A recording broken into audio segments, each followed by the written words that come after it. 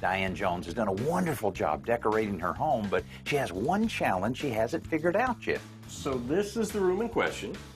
Very beautiful. Thank you. But what's wrong with it? Well, in the mornings, especially when we're reading the paper on the sofa, there's a glare that comes in, a reflection, so we have to close the drapes, which I like open all the time. Sure. And then a little bit of a privacy issue from the outside into the den. All right, so we want to keep it open. We don't want to block it off. Right. Just want to obscure it. Yes. All right. Yes. What if I told you we could take that nice glass door and make it look like etched glass? Oh, that sounds perfect. That work? Yes. Okay, let's do Perfect. that. Allen's solution is a window film designed to look like etched glass. You mix up a mild soap and water solution, spray it on the glass, and then carefully apply the pre-cut film. Then using a credit card, you slowly force out all of the air bubbles out to the edges.